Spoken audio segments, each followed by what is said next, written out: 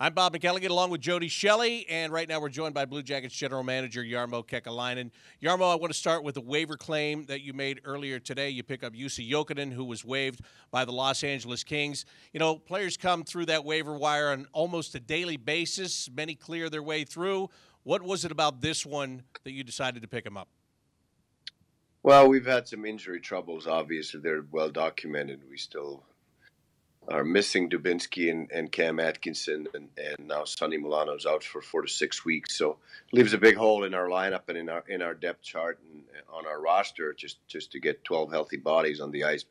And you always need to carry one extra guy anyway. So we know him very well. He's very experienced. He's been around the league. I've been on the same team in the management of the Finnish national team and the Olympics and the World Cup.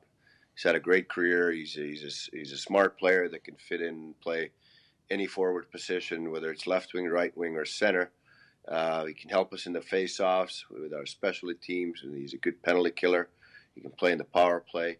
And he hasn't had a greatest year this year, but he's had a lot of success in the National Hockey League. Just 2 years ago, he had 60 points. And, we believe he hasn't lost it all, and he's got a lot to offer still, and he's excited about the opportunity. Jarmo, what about the intangibles in the locker room, off the ice? What's this guy like? He's a great pro. He really is. I think that's one of the reasons why he's been able to play such a long career. But at the same time, I think first you got to be when you come to the new team, you got to come and play well on the ice and lead by your example, and then maybe after that you can start assuming more of a leadership role on the new team. But first and foremost, we just need him on the ice and to help us, and he's going to get a good opportunity. So when you look at a guy like this who's played over 900 games in the NHL, you talked about the fact he can play any of the forward positions. You're in need of somebody that can win some faceoffs. I know he's also, from the past, been a shootout specialist as well in this league. Is this a player that doesn't come along very often? You know, the chance to try to find what he's had here in the past for you? Well, we felt that this was a good opportunity for us. Sometimes there are guys in the waivers that you feel that can help you depending on situation or some of the previous scouting reports you might have on a guy. I think this is a little bit of both. We know the player well, as I mentioned, and it's also the opportunity with the injuries that we have that we have in our lineup. So combination of those two, we felt that it was a no-brainer. When you look at that waiver wire, I'm often interested because there is some big names that go by. Do you guys have candid conversations daily on the waiver wire, or is there some that surprise you, or is it just a thing where it's a part of your everyday process that you look at it, think about it, and then move on or react like you did today? Well, we always look at it. 12:01, it's on all of our phones every day, and we look at it, and as soon as there's somebody of interest, we do a little bit more of digging and obviously check back on the scouts' reports, talk to them, look at the analytics maybe. Contract situations obviously important to see where it fits with our cap and all that stuff. So every day it's a daily routine that we look at it at 12:01 when it clicks on the phone. So that's our job. That's what we do. We try to evaluate the players, whether they're playing for other teams, whether they're on waivers, whether they might be available through a trade. Or potential free agency that we're starting to look at for next summer. So all of those things, that's what we do daily. And Jarmo, speaking of your job, this time of year, the players just had a break. The All-Star break is on the horizon here, but now there's a trade deadline. There's things that have gone on in the past 3 weeks. What is this time of year like for you as a general manager of this hockey team? It's pretty busy. We just finished our amateur scouting meetings and that was 3 days of work, and we know pretty much what we were looking at for next summer's draft as far as the talent pool goes, and the scouts are going to focus on sharpening their saws for the list building towards the end of the season. Moving on from here, we go to the pro scouting meetings, bring our pro scouts together and look at all the possibilities that we have to improve our team before the deadline. And as soon as the deadline's over, we start gearing up for the draft and free agency and looking at our needs for the year 2018 and 19. So it basically never ends. After the free agency and the development camp, we usually get a little bit quieter time in the summertime, but that's still far away. We're with Blue Jackets general manager Jarmo Kekalainen. And Jarmo, where your team stands right now, I'd like to get your opinion on how you feel about it, because you can look at it two different ways. Right now, you've amassed points. You're sitting in a decent position as you get ready to come out of this break and go into the final stretch of the year. But on the same token, there are a lot of players that have underperformed. I know there are guys that you've had much higher expectations for that they haven't lived up to yet. What's your opinion on where your roster is right now? Well, I think our roster has a lot more potential. Our team has a lot more potential than it has shown so far. We were able to win some games with some performances that we felt that needed improvement. Lately, haven't had as much success as we had early on, and that's something that we're all looking into. Coaches, management, we're all trying to find ways to get better. I am 100% sure that all of our players are looking into the mirror and saying, what can I do better? How can I turn this around? We're all past the halfway point, and we're still sitting in a good position as far as the playoff spot goes. We need to play better, and it starts from the individual level and starts from everybody's mirror. And when we do that, we'll get better as a team. Jarmo, it's such a day-to-day business. I mean, the professional sports, it's what have you done today? And when you look at this team now and you look ahead and even behind at what you've learned in some of the lessons over the past few years here, don't you agree that there's an important part of this process, that these tests that your guys are facing in that locker room, that they need to go through right now? Isn't it important if you're looking big picture? Yeah, I think we talked about that before the season started too. That I know we didn't think that we were going to win 16 games in a row this year again. If it would have happened or would happen, it'd be great. But this is a hard league. This is the best league in the world, and to win 16 games in a row, you need a little bit of luck too. You need to get on a roll. Everybody's confidence is going at the highest level, and you need a little bit of luck as well. So it's hard. Every night's hard, and we said that earlier going into the year that nobody's gonna take us lightly anymore. We're not going to surprise anybody by coming as an underdog. Teams are taking us very seriously. It's hard to win every night. You got to be at your best to be able to win every night, or win enough games to get to the playoffs. So again, we just need to get better on individual level and then better as a team. And I truly believe that we have a lot more potential with our team than we have showed so far. When you talk about getting better, of course, I think a lot of the reason you are where you are and the success that you've had this year is because you've gone with that whole concept of building from the goal out. You've got one of the best goaltenders in the league, the best last year, in Sergei Bobrovsky.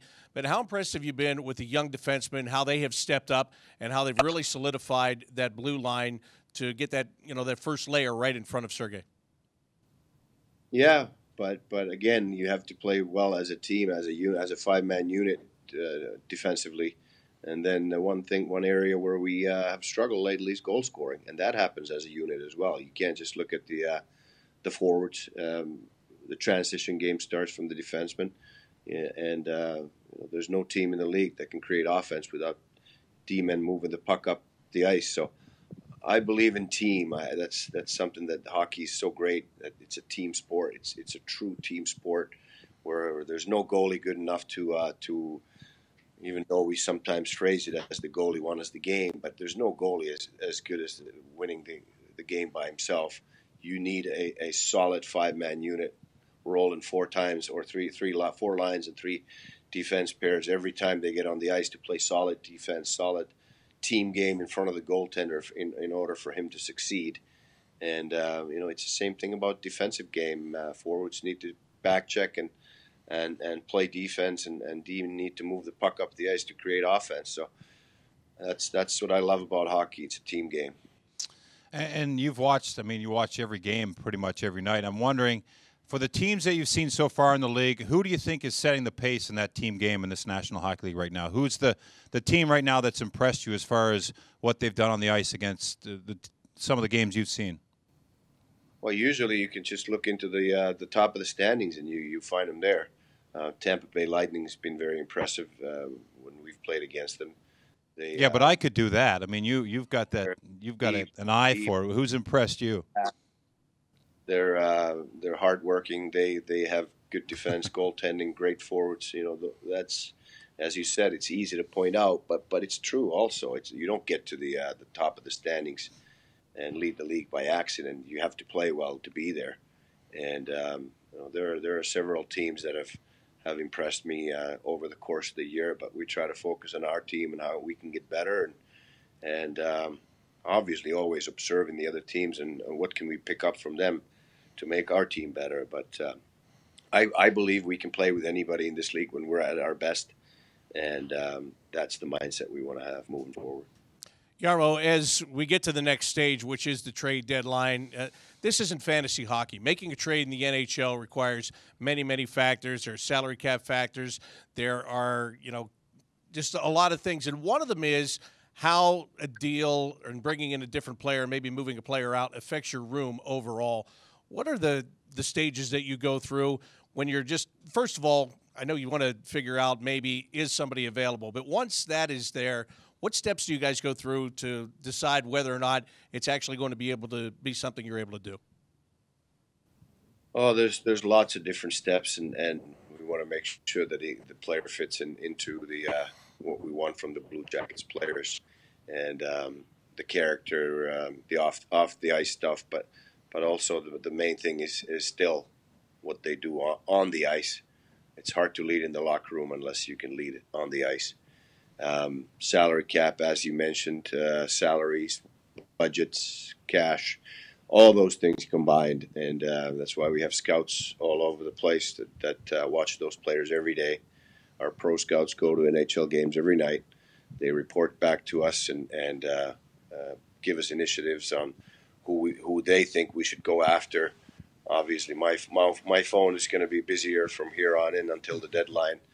General managers calling each other with different needs and kind of feeling it out if there's a match. And sometimes a deal is made, and sometimes it might be too costly, and we'll see where it goes. You talk about scouts all the time, and I know that's your background, and you came from being one of those guys. And at the draft, that's kind of the culmination for the amateur scouts as they spend all year and many years looking at different players and getting ready and putting that list together for the draft. Is the trade deadline the same thing? Is that where the culmination is for the pro scouts? Yeah, pro scouting can be a little bit more frustrating because they could do all this work and nothing happens. Their general manager doesn't get anything accomplished in a form of a trade. But it's Billy Zito calls it cataloging players. That's what they do. Every night they go and see who's hot, who's not, how are they playing. Are they at their potential? Are they under their potential? Are they in the doghouse? Are they performing well? Do they have more potential? Are they underachieving? All those things every night. So we keep a close tab on things on the pro side. Sometimes even though the players on the pro side, if it's just getting started and struggles, we look back to what we thought about him as an amateur and sometimes feel that there's a great opportunity if the guy just didn't get going on the pro side because of what we saw on the amateur side and the potential we thought he had. So it's a combination of those things, and it's really important. They do a great job for us, and it's a hard job, lots of travel, and they have a passion for the game, so we really appreciate it. Do you crack up at some of the rumors you hear about some of the trades that might be working? Oh, yeah, all the time. Just lately I read that Pierre-Luc Dubois is in the rumors to go to Montreal Canadiens. Well, I don't think so. I didn't think so either. Hey, I wanted to ask you about your Twitter feed. You just tweeted about was it a basketball player from Finland? Yeah, it's pretty impressive. Lauri Markkanen, the rookie in the NBA, played in Arizona in college last year. Just broke the record for fastest 100 three-pointers in the NBA history. It's pretty cool. I didn't even know they were playing basketball over there. Players. They've had some good national teams, but I think they've had one NBA player before this. Oh, wow. So that just shows he's a man of many talents. He pays attention to a lot of things, but I know this is it first and foremost for you, Jarmo. Thanks for taking a couple of minutes with us today. We really do appreciate it, and I know you're working remotely right now, so we look forward to seeing you again soon. My pleasure. Thank you. That's Blue Jackets General Manager Jarmo Kekalainen. For Jody, Shelley, I'm Bob McElligott. Thanks for watching Jackets TV, presented by Ohio Health.